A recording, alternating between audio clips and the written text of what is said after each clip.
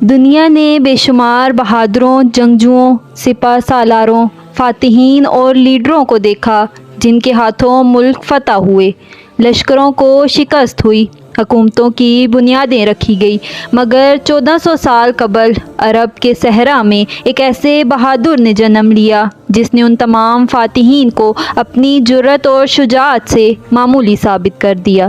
حقیقت تو یہ ہے کہ ان تمام تاریخی شخصیت کو اگر ایک پلڑے میں رکھا جائے اور اس بہادر جوان کو دوسرے پلڑے میں رکھا جائے تو وہ ایک جوان ہی ان تمام لوگوں پر بھاری پڑ جائے گا۔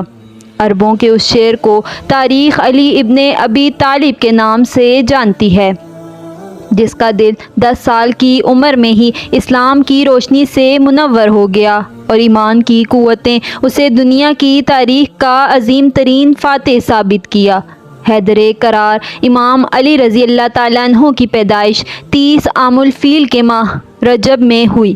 آپ کے والد جناب ابو طالب ایک نیک، عادی اور قریش کے قابل احترام شخص تھے جو حضرت محمد صلی اللہ علیہ وآلہ وسلم کے چاچا اور حامی تھے۔ آپ صلی اللہ علیہ وآلہ وسلم بھی بچپن ہی سے ابو طالب کے کفالت میں تھے۔ بعض علماء نے لکھا کہ حضرت علی کی پیدائش کعبہ شریف کے اندر ہوئی، اس لیے آپ کو مولد کعبہ بھی کہا جاتا ہے، کیونکہ آپ نبی کریم صلی اللہ علیہ وآلہ وسلم کے چچا زاد تھے، اس لیے علی کی پرورش بھی محمد صلی اللہ علیہ وآلہ وسلم کے آغوش رحمت میں ہوئی۔ پہلی وحی کے بعد آپ پر سب سے پہلے جس شخص نے ایمان لایا وہ حضرت علی رضی اللہ تعالیٰ عنہ تھے۔ اس وقت آپ کی عمر 10 برس تھی، نیز نبی کریم صلی اللہ علیہ وآلہ وسلم کے ساتھ مکہ کے اطراف کے پہاڑوں میں حضرت علی رضی اللہ تعالیٰ عنہ نمازیں پڑھا کرتے تھے۔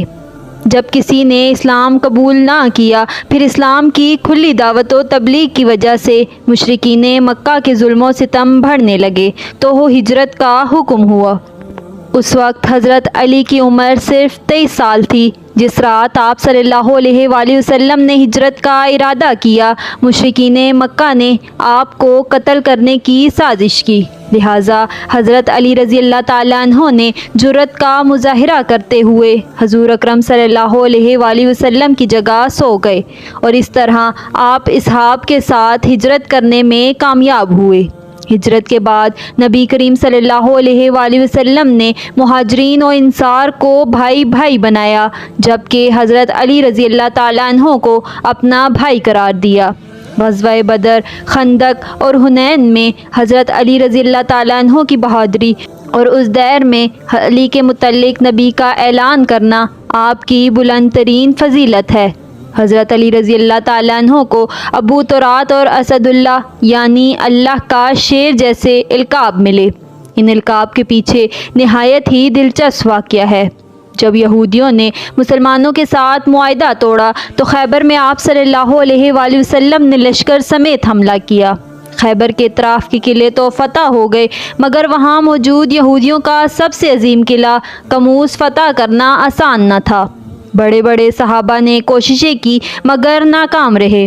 یہودیوں کے تیر انداز اور قلعے کے وہ مضبوط دیوار فتح کی راہ میں ایک بڑی رکاوٹ بنی رہی، لہٰذا ایک صبح نبی کریم صلی اللہ علیہ وآلہ وسلم نے اپنے اصحاب سے فرمایا کہ میں کل جھنڈا اس شخص کے ہاتھ میں دوں گا جس کے ہاتھوں قلعہ خیبر فتح ہوگی اور وہ میدان چھوڑ کر بھاگنے والوں میں سے نہیں ہے۔ اللہ اور رسول اس سے محبت رکھتے ہیں اور وہ بھی اللہ اور اس کے رسول سے محبت کرنے والا ہے۔ صحابہ کرام کو ساری رات نیند نہ آئی، سب کی یہی چاہت تھی کہ اگلی صبح جھنڈا انہیں ملے، لیکن آپ صلی اللہ علیہ وآلہ وسلم نے حضرت علی رضی اللہ تعالیٰ عنہ کو بلایا اور حضرت علی کے ہاتھ میں علم دیا اور انہیں قلعہ کی طرف روانہ فرمایا اور دعا فرمائی۔ جب حضرت علی رضی اللہ تعالیٰ عنہ قلعے کے باہر پہنچے تو یہودیوں کا سپہ سالار مرہب رجس پڑھتا ہوا باہر آیا۔ اس نے کہا، خیبر خوب جانتا ہے کہ میں مرہب ہوں، اسلحہ پوش اور بہادر ہوں۔ حضرت علی رضی اللہ تعالیٰ عنہ نے اسے جواب دیتے ہوئے یہ شعر پڑھا کہ میں وہ ہوں کہ میری ماں نے میرا نام حیدر یعنی شیر رکھا ہے، میں کچھاڑ کے شیر کی طرح ہیبت ناک ہوں۔ مرحب تیزی سے آگے بڑھا اور آپ پر وار کیا، مگر حضرت علی رضی اللہ تعالیٰ عنہ نے ایسا حربہ اپنایا کہ 2 یا 3 وار کرنے کے بعد بھی وہ ناکام رہا اور ذوالفقار کی چمکتی ہوئی وار اس کے سر میں اتر گئی، جس سے وہ زمین پر گر پڑا اور پلک جھپکتے ہی خیبر کا وہ دیو قامت پہلوان کا کام تمام ہو گیا۔ یہ دیکھتے ہی یہودی لشکر نے حملہ کر دیا۔ گھمسان کی جنگ ہوئی جس میں حضرت علی رضی اللہ تعالیٰ عنہ جواں مردی اور شجاعت سے لڑے۔ میدان میں ہر طرف ذوالفقار کی وار ہی دکھائی دے رہی تھی۔ روایت کے مطابق جب ایک سپاہی نے حضرت علی رضی اللہ تعالیٰ عنہ پر وار کیا تو آپ کی ڈھال زمین پر گر گئی، لہٰذا آپ نے قلعہ خیبر کا مضبوط دروازہ ہی اکھاڑ دیا اور اپنی قوی بازو سے اٹھا کر اسے ڈھال کے طور پر استعمال کرنے لگے۔